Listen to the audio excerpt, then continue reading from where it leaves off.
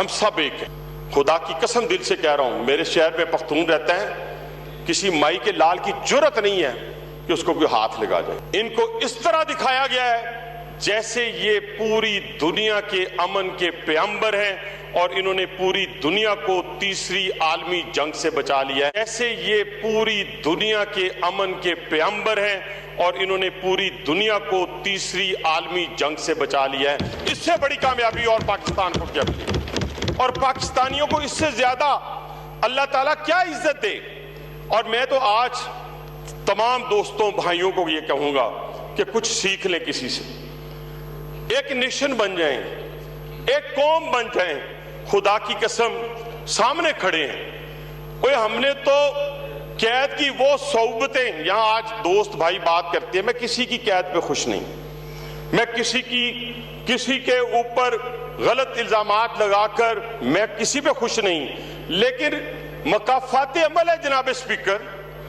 جب آپ رانا ثناء اللہ کی تصویریں منگواتے تھے, جب میں ایک چھوٹا سا 30 سیکنڈ کا واقعہ سناتا ہوں, میں کبھی نہیں یہ چیزیں بیان کرتا, اور اس لیے نہیں کرنی چاہیے کہ جب آپ اس میدان میں ہیں تو ان آزمائشوں سے آپ کو گزرنا پڑے گا. یہ تو کون سی بڑی بات ہے کہ بندہ رونا دھونا شروع کر دے. جب سیاست میں آئیں گے, پاکستان کی سیاست ہو, ہندوستان کی سیاست ہو, بنگلہ دیش کی سیاست ہو, میں یورپ کی بات نہیں کرتا, چائنا کی بات نہیں کرتا, آپ آئے ہیں, آپ کو ہر چیز کا سامنا کرنا پڑے گا. میں ایک 30 سیکنڈ یا 1 منٹ کا واقعہ ہے. جناب اسپیکر, میں جیل میں تھا تو صبح کا ٹائم 9 بجے یا پتہ نہیں 9:30 وہ کھول دیتے ہوتے تھے سب کو. اس دن بالکل لاک اپ بند, تو میں نے کہا شاید کوئی VVIP موومنٹ ہوگی, کوئی آ رہا ہوگا. تھوڑی دیر بعد کوئی 25-30 لوگ آتے ہیں, انہوں نے ہاتھ میں قیدی یونیفارم پہنا ہوا تھا. میں نے تو خدا کی قسم, میں پنڈی میں رہتا ہوں, میں نے نہیں پوچھا کہ کس قیدی نے یونیفارم پہنا ہوا ہے کہ نہیں پہنا ہوا. تو 2 یونیفارم ہاتھ میں تھے, تو مجھے کہنے لگے جی پہن لیں. میں نے کہا یار نہ پہنوں تو پھر, اور قیدی ضد کتنی کر سکتا ہے, میں ایسے ٹارزن بننے کی ضرورت نہیں ہے. کو آدھے گھنٹے کی بحث کے بعد وہ پہن لیا. مجھے گرفتاری کے وقت بھی الحمدللہ, کیونکہ میں بھاگا نہیں تھا, نہ بھاگنے کا ارادہ تھا, تو ہتھ کڑی نہیں لگی تھی. اس کے بعد دوسرا عمل جناب اسپیکر, مجھے ڈیوٹی میں لے جا کے ہتھ کڑی لگائی گئی. اس کے بعد ایک فلیش ہوتا ہے, تو میں اس کو کہتا ہوں جو مجھے ہتھ کڑی لگاتا ہے, میں کہا تہاڈا کام ختم ہو گیا. کہتا سر NIC. وہ تصویریں بھی تو کوئی منگوا کے دیکھتا تھا نا. تو میں آج اس ماحول میں تو نہیں رہنا چاہتا, نہ جانا چاہتا ہوں, نہ چھیڑنا چاہتا ہوں. کیوں کہ آج تو مجھے دنیا میں, آج جنیوا میں ہوسٹ کون ہے؟ آج پاکستان کا وزیر اعظم ہوسٹ ہے, وزیر اعظم. اور جناب اسپیکر, اس کے پیچھے بھی ایک بہت بڑی سائنس ہے, بہت بڑی حکمت ہے. یہ جو فتح آپ کو نصیب ہوئی, آج عزت نصیب ہوئی ہے, یہ 10 مئی کا شاخسانہ ہے. یہ 10 مئی کو جو اللہ تعالیٰ نے ہمیں فتح دی, ہمارے شہینوں کی نسبت. کہتے ہیں نا شیروں کا ایک بہت بڑا اجڑ ہو یا بہت بڑا جسے کہتے ہیں لشکر ہو, اور اس کو لیڈ کرنے والا گیدڑ ہو, ہر جگہ اچھے برے لوگ موجود ہیں. فوج میں سارے اچھے نہیں ہیں, جوڈیشری میں سارے اچھے نہیں ہیں, پولیٹیشن سارے اچھے نہیں ہیں, بیوروکریسی میں سارے اچھے نہیں ہیں. ہر جگہ زیادہ مقدار میں اچھے لوگ موجود ہیں اور برے مقدار میں بھی. تو کہتے ہیں کہ لشکر شیروں کا ہو, لیڈ گیدڑ کر رہا ہو, تو پھر ٹینکوں میں, پھر جہازوں میں تیل بھی نہیں ہوتا. تو جب شیروں کی قیادت جو ہے, دل کھولیں یار, کون ہے؟ پاکستانی فوج کا سپاہ سالار ہے جس نے انڈیا کو لاکھوں چنے چبوا دیے, جس نے افغانستان کے اندر موجود ٹیررسٹ کے ٹھکانوں کو تباہ و برباد کر دیا ہے, جس نے کہا کہ اگر ہم نہیں تو پھر کوئی بھی نہیں. تو یہی بات یہاں تک نہیں رکتی, اب اس کے پیچھے بھی تو کہانی ہے. اس کے پیچھے کیا کہانی ہے؟ میری پارٹی سے نہیں تھا. اس لیے میں کہتا ہوں کچھ چیزوں پہ آپ اکٹھے ہو جائیں, وہ مملکت خدا داد پاکستان کی سالمیت ہے. اس کا نام تھا شہید ذوالفقار علی بھٹو.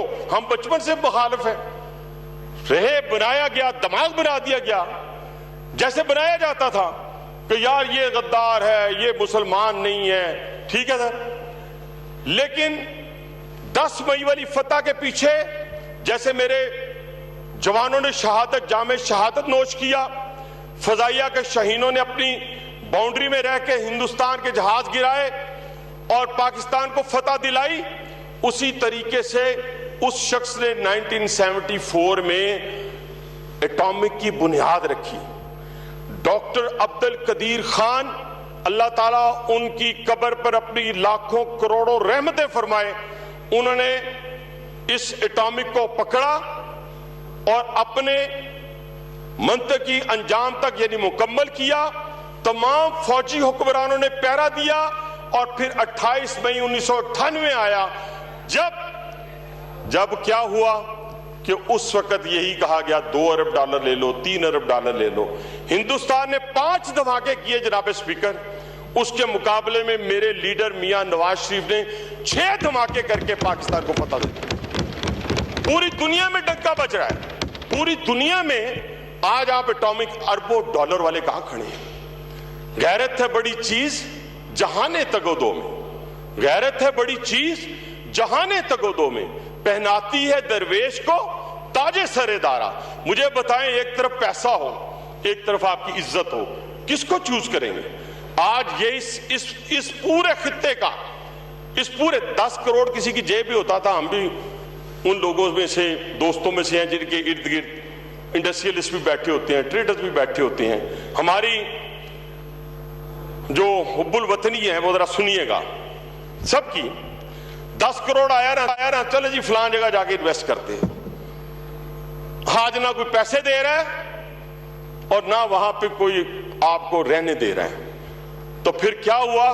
کرائے کے مکان میں فرق اور اپنے مکان میں فرق. اس پورے خطے کا محفوظ ترین ملک جو ہے وہ الحمدللہ سرمایہ کاری ہو یا عزت ہو, جان ہو, مال ہو, وہ پاکستان ہے, جس پہ میرا اور ہمارے پوری اولاد بھی قربان ہے. جناب اسپیکر, میں صرف یہ گزارش کرنا چاہتا ہوں, ہم سب ایک ہیں. خدا کی قسم دل سے کہہ رہا ہوں, میرے شہر میں پختون رہتا ہے, کسی مائی کے لال کی جرت نہیں ہے کہ اس کو کوئی ہاتھ لگا جائے. میرے شہر میں بلوچ رہتا ہے, کسی مائی کے لال کی جرت نہیں, چھوٹا سا ہوں, بڑا کمزور ہوں, ویک ہوں, کسی کی جرت نہیں ہے, 35 سال سے وہاں بیٹھا ہوں, کسی کی جرت نہیں ہے اس کو دیکھ. میرے شہر میں مہاجر رہتا ہے, یعنی اردو سپیکنگ رہتا ہے, میں مہاجر تو نہیں کہتا, آگے جب بندہ آ گیا تو آ گیا, اپنا ملک ہے, اس کی میں کسی صورت بھی اس چیز کو برداشت نہیں کرتا. ہمیں اپنے دیکھیں, ہم نے ایٹامک قوت حاصل کی سب نے مل کے, کسی نے اس پہ کمپرومائز نہیں کیا, کسی سیولین نے نہیں کیا, کسی فوجی نے نہیں کیا, کسی نے نہیں کیا. آج سب سے بڑا میں آپ کو ایک خدشے کا اظہار کرنے لگا ہوں.